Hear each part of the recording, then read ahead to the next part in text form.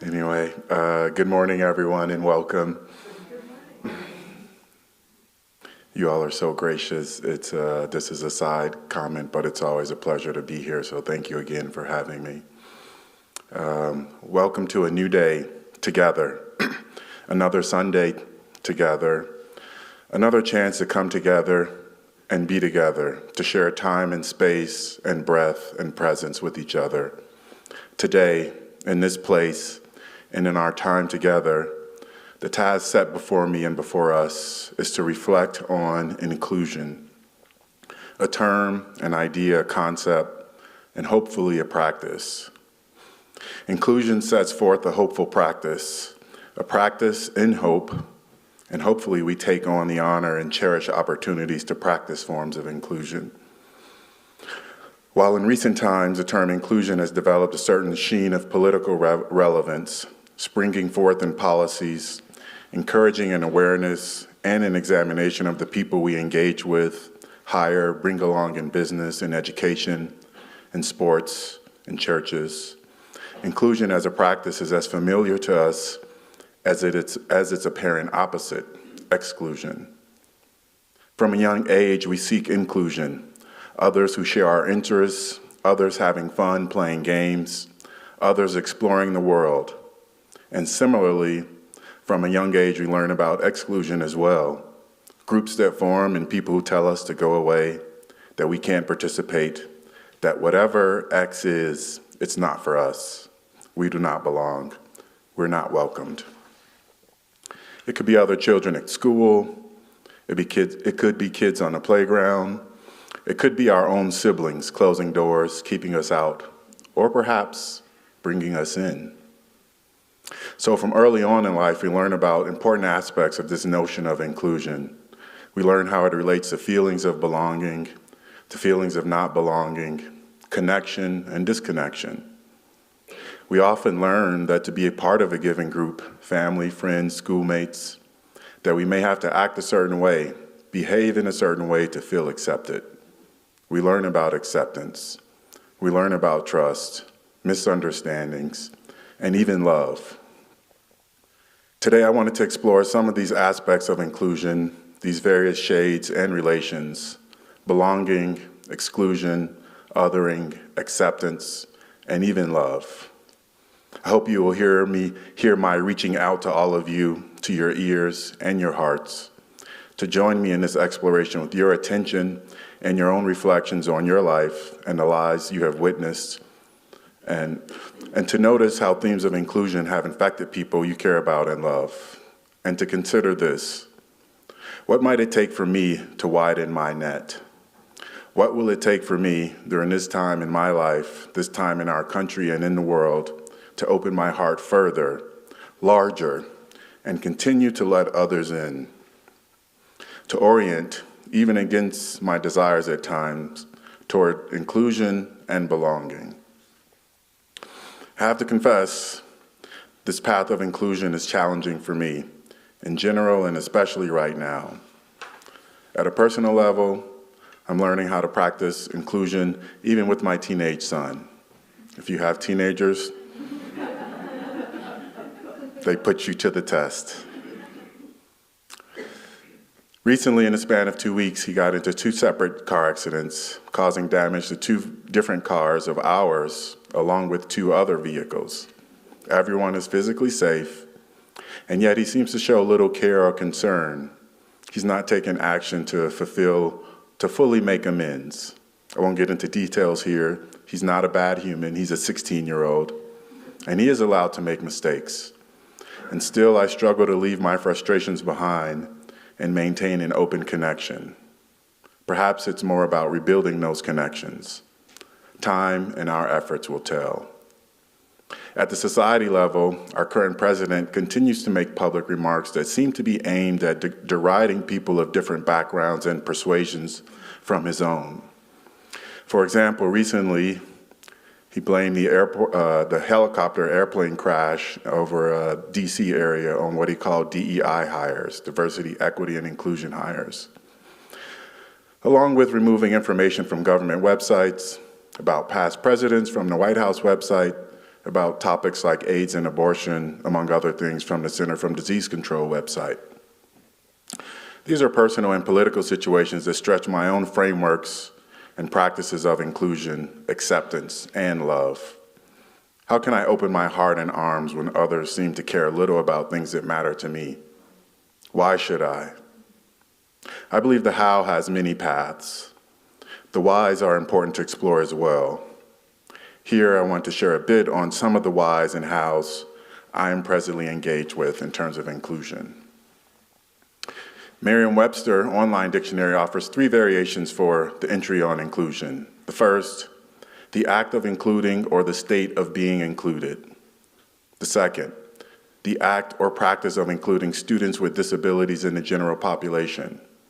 And the third, the act or practice of including and accommodating people who have historically been excluded as because of their race, gender, sexuality, or ability. These 3 definitions highlight the changing ways that we in the U.S. have come to relate to the idea and practice of inclusion. The uses of the term for policy actions have changed the ways we hear and think about inclusion. The second definition highlights a shift in our use that was oriented around incorporating students, mainly children and teenagers with physical and mental disabilities, different abilities, into our public school systems. The shift became more prominent after the American with Disabilities Act of 1990, which had precursors through the 1970s and 80s as well. How do we address the learning needs of those with different abilities? What needs to change about our teaching practice, if anything, but also our physical facilities? These questions go further back. To the civil rights struggle, which culminated in the 1960s, and some would say continues, to the struggle for women's rights from the 1920s in particular until today, to the ending of slavery, the U.S. Civil War and Reconstruction, to the U.S. Constitution and the American Revolution, to the religious freedoms desired by some European colonial settlers. What might need to change about our practices and facilities, systems, and institutions as we broaden our perspective on who belongs here? To continue with the inspiration from Merriam-Webster, the dictionary, the third definition emphasizes more recent policy orientations around diversity and inclusion, diversity, equity, and inclusion, and diversity, equity, inclusion, and belonging. Each word added an attempt to expand our practices and orientations, to open our minds and hearts and arms and institutions in a way that respects all involved, an emphasis on all.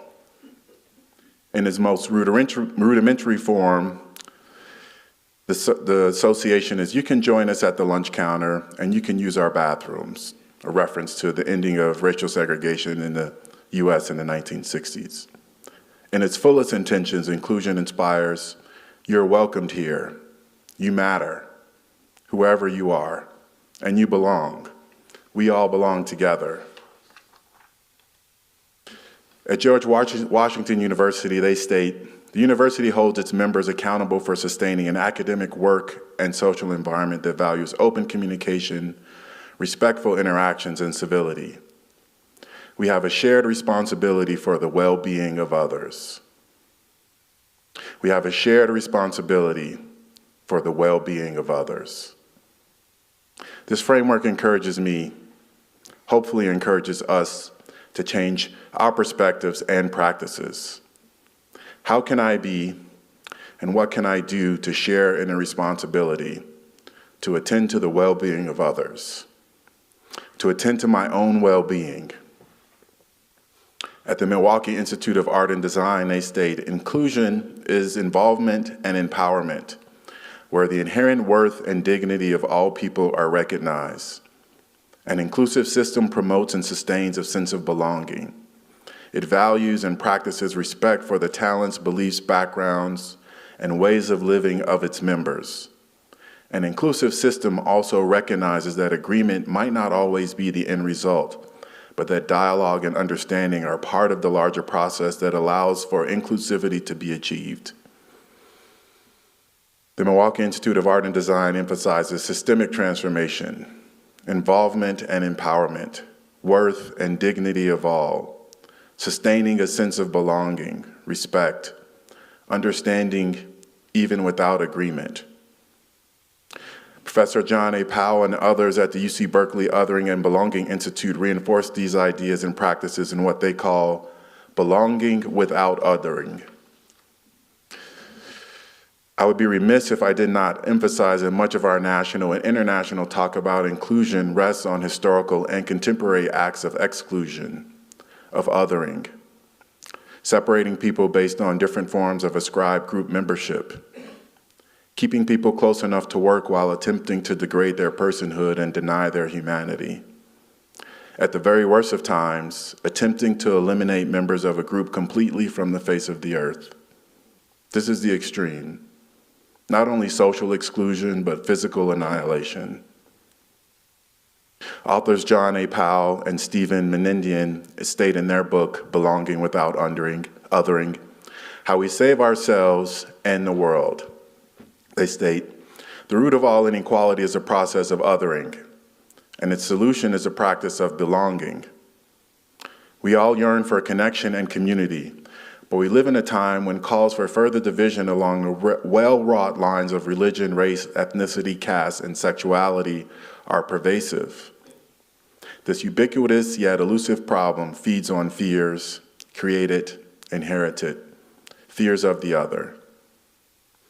The authors encourage a shift in our perspectives from narrow to expansive identities, toward a perspective of belonging that does not require the creation of an other.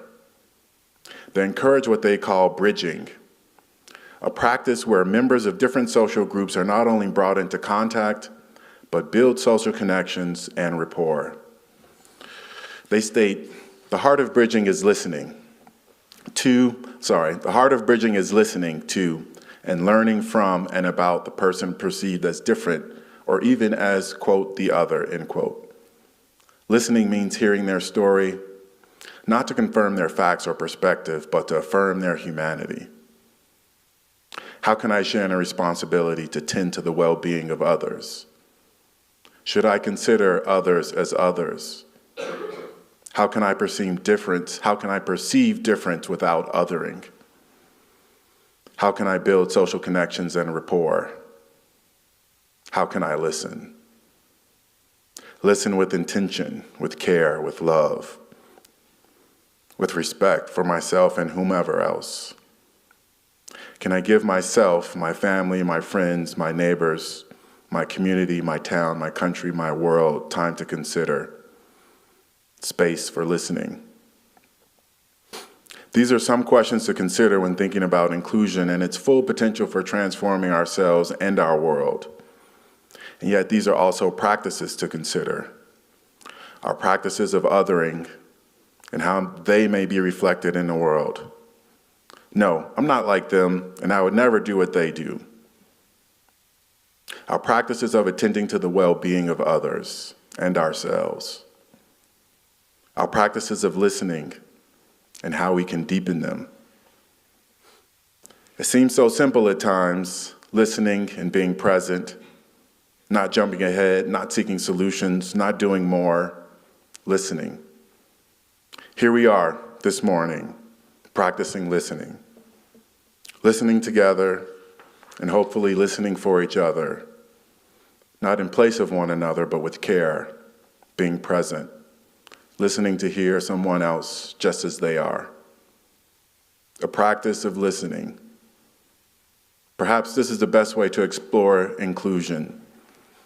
Building a practice of listening with care and openness and attention is not easy, even though it might be simple.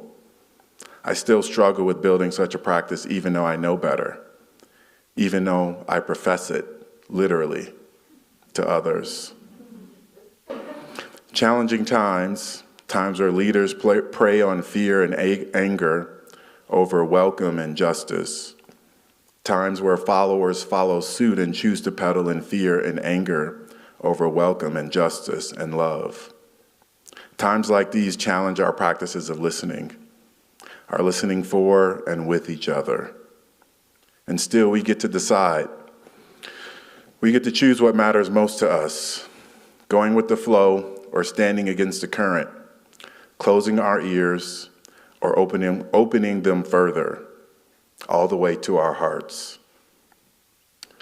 Thank you for this opportunity to share, to reflect, and most of all, to join in and be reminded of what inclusion can be like, what belonging can feel like, what a practice of listening might look like.